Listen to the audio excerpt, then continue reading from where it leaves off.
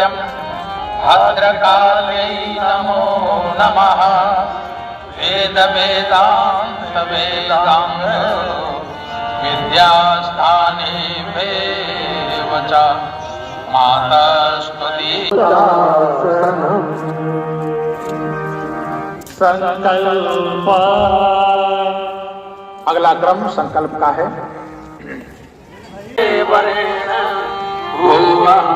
वायु व्यासाय विष्णुरूपाय व्यासरूपाय विष्णवे नमो वै ब्रह्मनिधये वासिष्ठाय नमो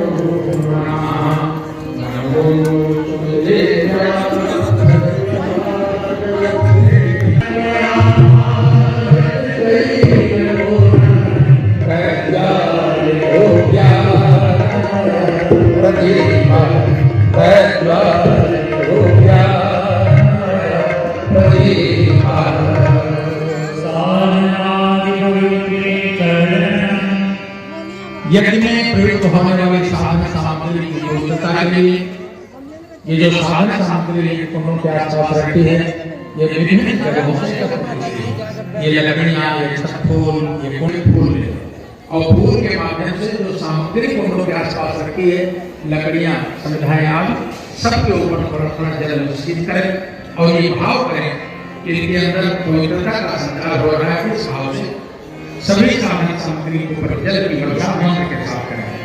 अंदर मत ना ना अंदर मत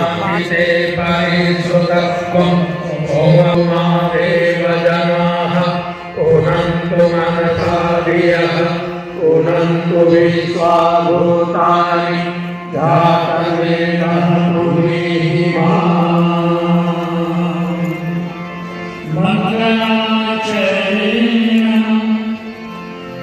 जल आप नीचे रखें, थोड़ा सा अच्छा फूल लेकर खड़े हो, प्रत्येक उनसे एक एक पढ़ा जाए।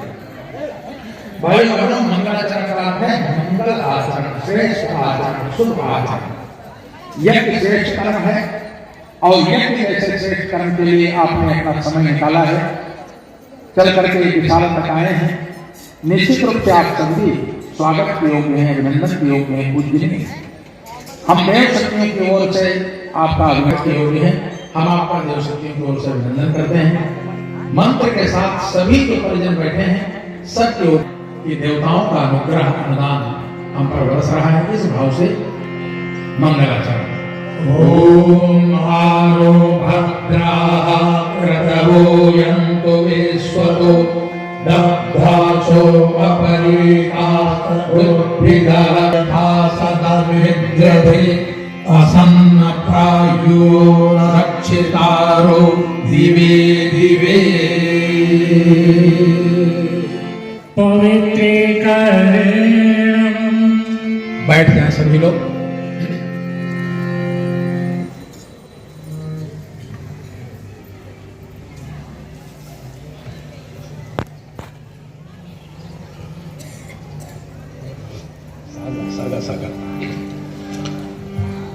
अगला क्रम पवित्रीकरण का है। भाइयों बहनों, भगवान पवित्र है और भगवान को पवित्रता ही प्रिय है। भगवान को अपवित्रता प्रिय नहीं है, पवित्रता प्रिय। हम जैसे तैसे ही जाकर भगवान की पूजा नहीं करते हैं, बल्कि पवित्र होकर के, नहा धो करके, अच्छे मन भावनाओं से जाते हैं भगवान की पूजा करने के लिए। आज यज्ञ करने के लिए जा रहे हैं, इसलिए पवित्रता को धारण करें। वैसे तो सभी लोग स्नान करके आए हैं, धुले वस्त्र होती है और पवित्रता भीतर की होती है। और भगवान बाहर के आडंबर नहीं देखता है। आपने कितनी लंबी पूजा किया, कितनी देर जल चढ़ाया, कितने स्तोत्र पाठ किए, भगवान तो मन देखता है। भगवान स्वयं इन्हें धारण करना चाहिए। जिस स्थान पर हम चोटी रखते हैं वो हमारे शरीर का सर्वोच्च भाग है, सबसे ऊंचा स्थान। यहीं से हमारे शरीर में शक्ति प्राप्त होती है। क्या हाल है प्रभु? ऊर्जा की वृद्धि कीजिए तो हमारे अंदर ऊर्जा यहीं से प्रवेश करती है। पहले के जमाने में लोग मोटी मोटी चोटी रखते थे। चोटी रखने का जो विधान है भारतीय संस्कृति में, क्या है, गऊ का जो खुर होता है ना, पैर खुर, उस गऊ के खुर के बराबर चोटी रखी जाती थी।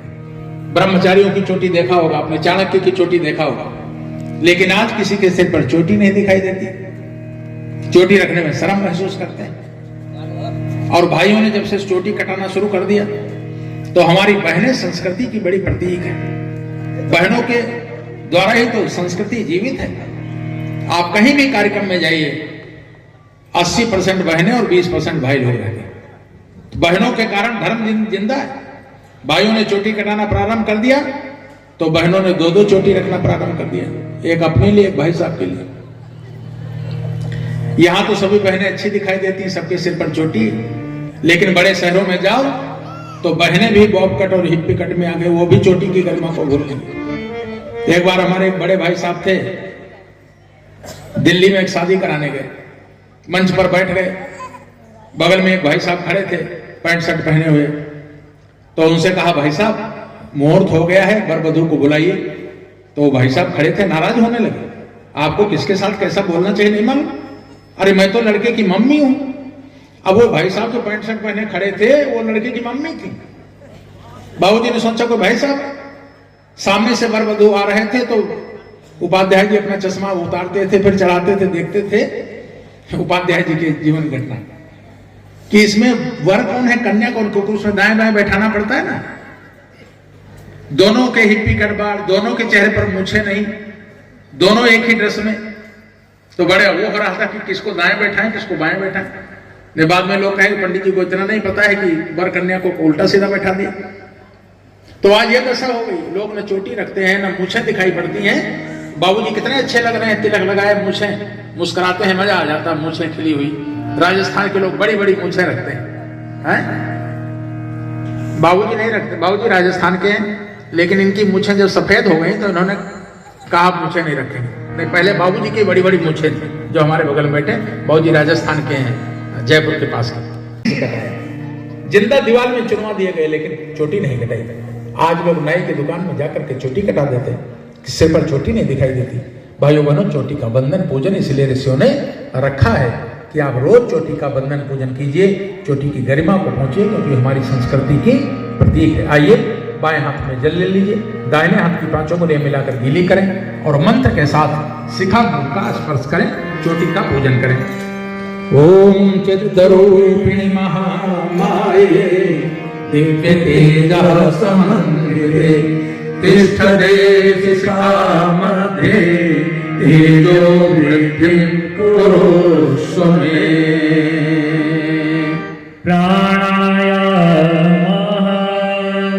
अगला क्रम प्राणायाम है। सभी लोग कमर सीधी करके बैठे, दोनों हाथ गोदी में रख लें, मंत्र के साथ लंबी गहरी श्वास खींचें, अंदर रोकें, फिर उसे धीरे धीरे बाहर निकालें।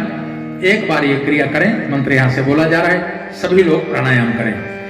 ओम भूम भुवः ओम स्वः ओम महः ओम जनः ओम तपः ओम सत्यम् ओम तत्सवितुर्वरेण्यं भर्गो देवस्य धीमहि धियो यो नः प्रचोदयात्। ओम आपो ज्योतिरसोमृतं ब्रह्म भूर्भुवः स्वः। सामान्य स्थिति में आ जाए। अगला क्रम है न्यास का। न्यास कहते हैं धारण करने की क्रिया को, स्थापन करने की क्रिया को। अपने अंग प्रत्यंगों के ऊपर भगवान के दिव्य गुणों को धारण करते हैं। सभी याजक साधक अपने अपने बाएं हाथ में जल ले लें, दाहिने हाथ की 5 उंगलियां मिलाकर उसमें गीली करें। जिन जिन अंगों को कहा जाए उनको पहले बाईं ओर फिर दाईं ओर, रॉन्ग टू राइट। अभी तक कहीं रॉन्ग जा रहे हो तो आज से राइट दिशा में चलेंगे। इस भाव से अंगन्यास करें मंत्र के साथ। ओम वाग्मे आसेस्तु ओम नसो में प्राणोस्तु नासिका के दोनों छिद्रों को, ओम भक्षणों में चक्षुरस्तु दोनों नेत्रों को, ओम कलियोर में श्रोत्रमस्तु दोनों कानों को, ओम बाहोर में बलमस्तु दोनों भुजाओं को, ओम उर्वोर में ओजोस्तु दोनों जंघाओं को, ओम अरिष्टान में गाने तनुः सर्वाणि सर्वन्तु समस्त शरीर पर पृथ्वीपूजनम् धरती हम सबकी माता है। अन्न जल वस्त्र सभी को धरती माँ से प्राप्त होता है। ऋषि भूमि देव भूमि के सच्चे सपूर्ण जैसा जीवन जीने की सामर्थ्य धरती माँ का हमें प्रदान करें। इस भाव से धरती माँ का पूजन